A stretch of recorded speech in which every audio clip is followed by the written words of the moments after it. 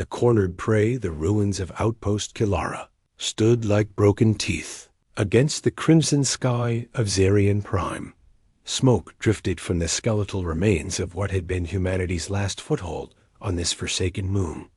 The air tasted of copper and ozone, the aftermath of plasma fire and death. Commander Vexnara of the Kelthari 3rd Legion moved through the wreckage with predatory grace. Her obsidian exoplate gleamed despite the battle grime, heat radiating from the thermal vents along her spine. At 6'6", she towered over the scattered human corpses, her amber eyes scanning for survivors. The humans had fought well better than expected, but they all fell in the end. All except one. Her sensors had been tracking the lone signature for the past hour. A single human wounded, hiding in the communications array deep within the outposts. Core. She could smell his fear, taste it on the recycled air. Humans always smelled of salt and desperation when cornered.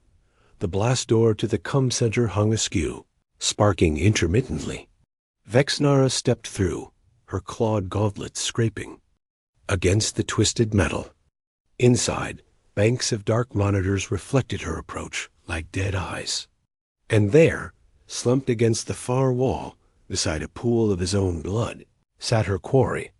The human looked unremarkable medium build, dark hair matted with sweat and debris, wearing the standard-issue combat fatigues of the Terran Defense Corps. His name tape read, Chorus D. A shoulder wound seeped crimson through makeshift bandages, but his breathing was steady. Too steady for someone who should be dying. Finally, Vexnara growled, her voice a low rumble through her helmet's vocalizer. I was beginning to think you'd bled out before I could claim the honor of ending you myself. Chorus didn't look up immediately. Instead, he stared at something. In his hands, a small hollow frame displaying the image of a woman and child. His family, no doubt. How pathetically human. Look at me when I speak to you, Vexnara commanded, raising her thermal blade. The weapon hummed to life, casting dancing shadows across the ruined chamber. Slowly, Chorus lifted his head. His eyes were gray, the color of storm clouds, and they held something that made Vexnara pause. Not fear, she knew fear intimately, had seen it in 1,000 dying faces. This was something else, something older. Run, human, she said, lowering her blade slightly. There is no honor in butchering the wounded. Flee, and perhaps you'll see another sunrise. But Daniel Chorus didn't move. He simply tucked the holoframe into his breast pocket and met her gaze with those unsettling gray eyes.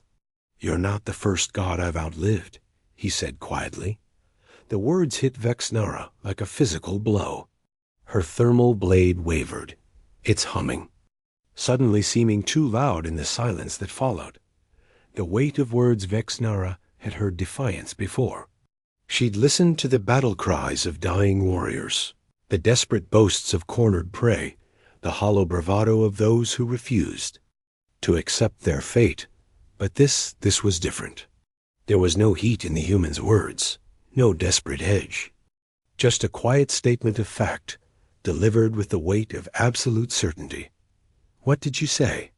She demanded, though she'd heard him perfectly. Her sensors indicated no other life signs within a kilometer radius. No backup, no rescue force. Just one bleeding human who should be begging for mercy.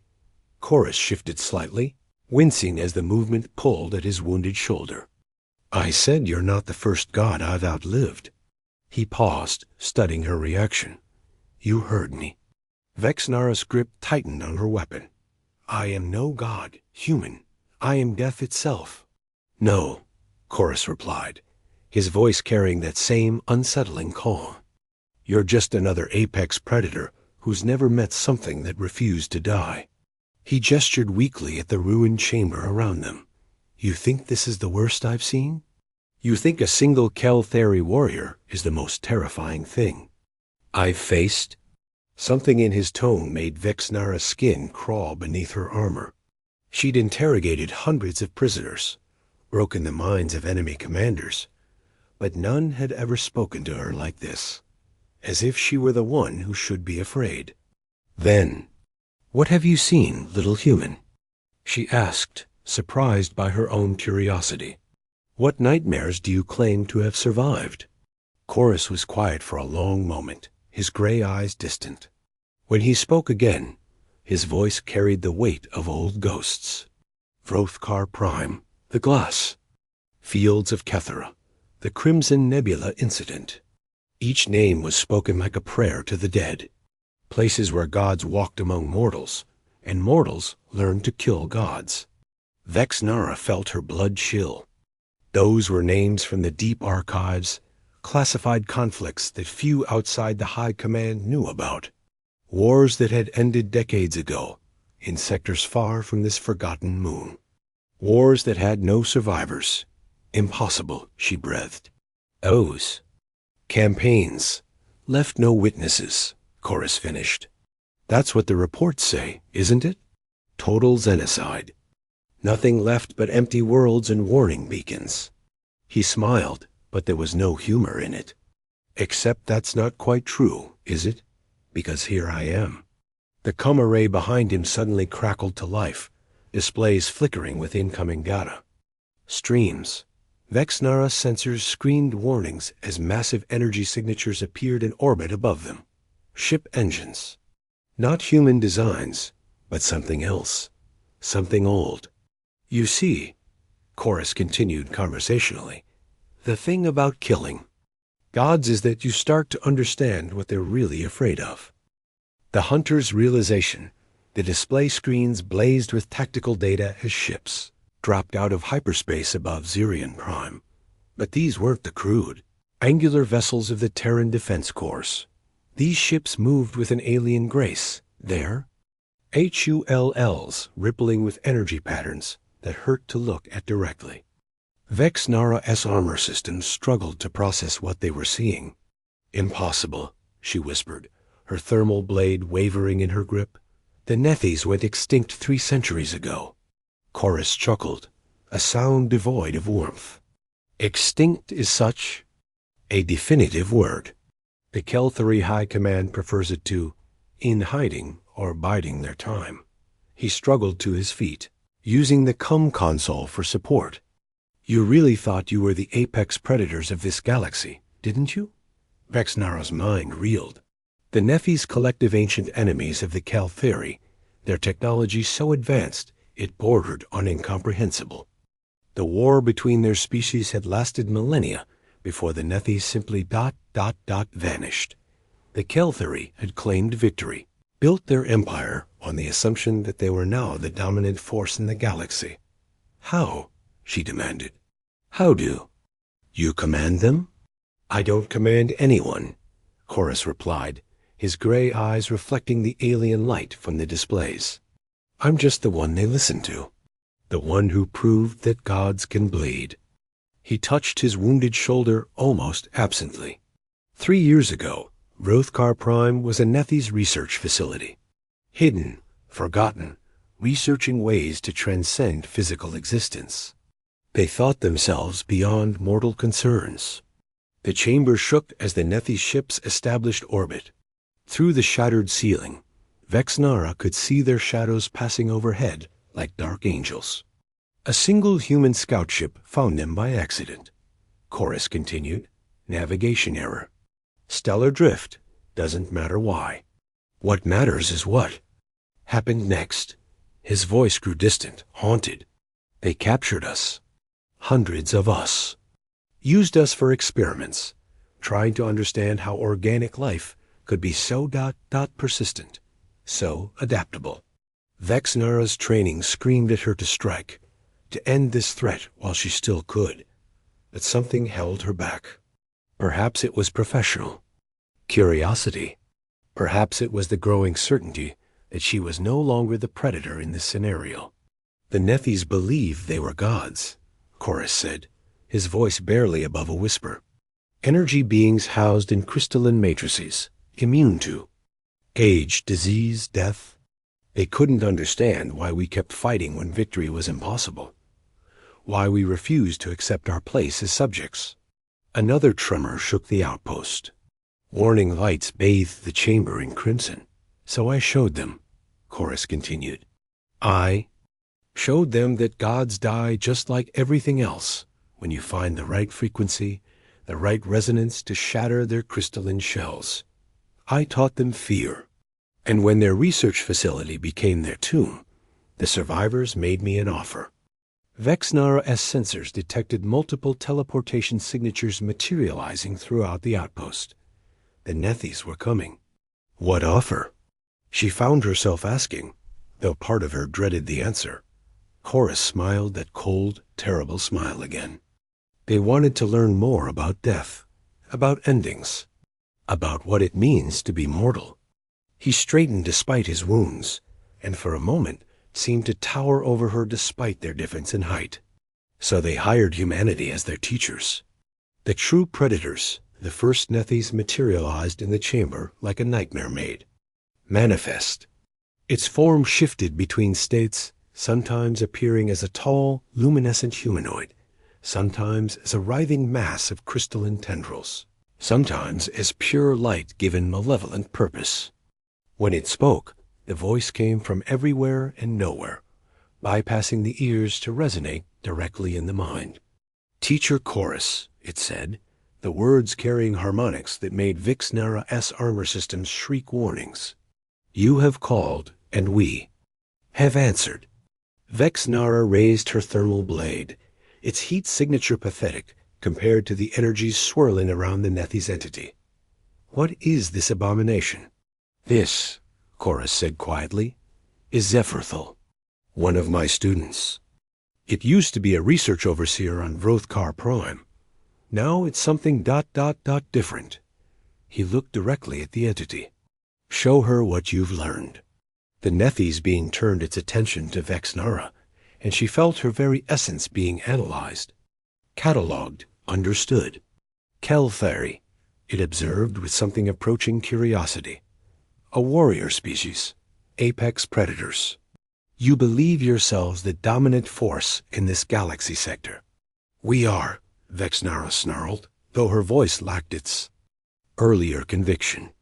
No, Zephyrdhel replied with absolute certainty.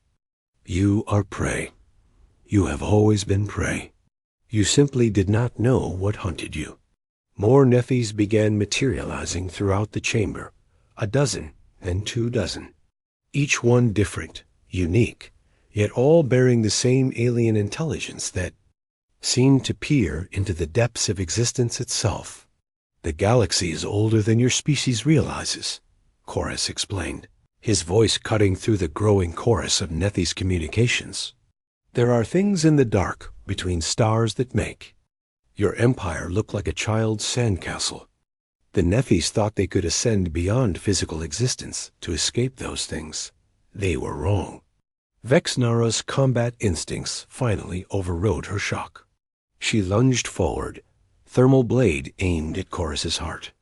The weapon never reached its target.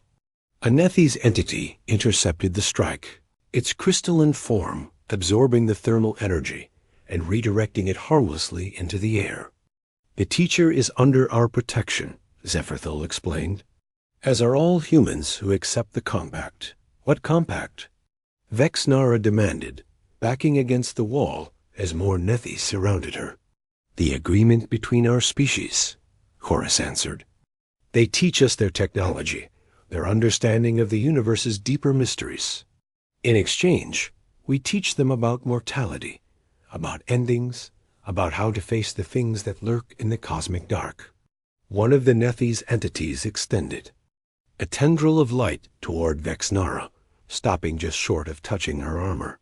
Your species has potential, it observed. Warriors who understand conflict, survival, adaptation. You could be valuable students. Never, Vexnara spat. Then you will be examples, Chorus said sadly. The Kelthari Empire has 3 choices. Join the compact willingly, be forcibly educated, or become a cautionary tale for the next species we encounter. Through the chamber's broken ceiling, Vexnara could see the Nethys fleet assuming attack positions above the moon. But they weren't targeting the surface. They were aimed at the Calthari fleet, holding the outer system. "This is madness," she whispered. "This is evolution," Chorus corrected. "The universe is vast and hostile. The only way to survive it is to acknowledge that no matter how powerful you become, there's always something stronger waiting in the dark." The last lesson the Calthari fleet died without fanfare. Vexnara watched through the Nethys, tactical displays as her people's warships' pride of their star-spanning empire were simply unmade. Not destroyed, not damaged, but reduced to their component atoms by weapons that operated on principles beyond her comprehension. 1,000 years of Calthari naval supremacy ended in minutes. "Your admirals demanded surrender," Sepharthul observed, its form pulsing with colors that had no names. "They believed their honor more important than their survival." Vexnara said nothing. Her thermal blade lay forgotten at her feet, its heat signature cold and lifeless. Everything she'd believed about the galaxy, about her species' place in it, had crumbled in the space of an hour. "I know how you feel," Chorus said softly. He'd slumped back against the console, exhaustion finally overtaking adrenaline. 3 years ago, I watched my entire fleet die the same way. Watched my friends, my comrades, my wife," his voice caught, "all gone in an instant because we stumbled into something larger than ourselves." "Then why?" Vexnara's voice was barely a whisper. "Why help them? Why betray your own species?" "Because the alternative is extinction," Chorus replied. "Not just for humanity, or the Calthari, or even the Nethys. For all organic life in this galaxy." He gestured at the displays showing deep space sensor readings. "There are things out there that make gods look like insects. Ancient intelligences that view entire civilizations as we might view bacteria. The only way to survive them is to become something more than what we are." One of the Nethys entities projected a holographic star map. Red markers indicated dead systems, dozens of them, hundreds, spreading in a pattern from the galaxy's core toward the outer rim. "The Devourers," Sepharthul explained. "They consume not just matter and energy, but information itself. Entire species erased, not just from existence, but from the possibility of existence. We thought transcendence would protect us. We were ... incorrect."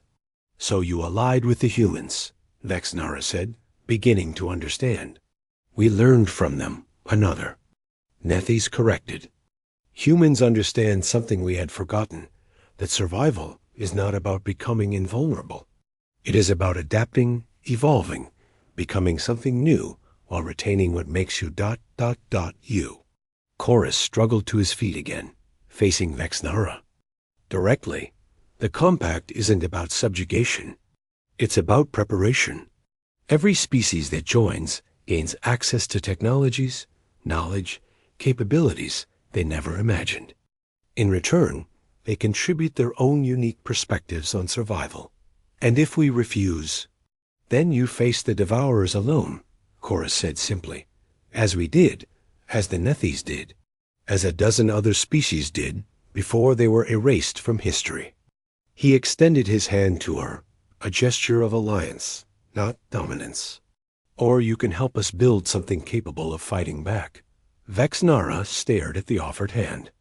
Around them, the Nethys entities waited with infinite patience. Through the displays, she could see compact ships moving through the system, not just Nethys and human vessels, but designs she didn't recognize. Other species, other survivors who'd made the same choice. "My people will never surrender," she said finally. "They don't have to," Chorus replied. "They just have to survive long enough to learn, to grow, to become more than they ever imagined possible." His gray eyes held depths of loss and determination. "The universe doesn't care about our pride, Commander. It only cares about what we're willing to do to keep existing." Slowly, reluctantly, Vexnara reached out and grasped his hand. The moment their skin touched, she felt something change, not just in herself, but in the possibilities spreading out before them all. "Welcome to the combat," Chorus said. "Now let's go teach the galaxy how to survive." Above them, alien ships began their descent toward the surface, carrying technologies and knowledge that would reshape everything. The age of simple predator and prey was ending. Something far more complex and far more dangerous was about to begin.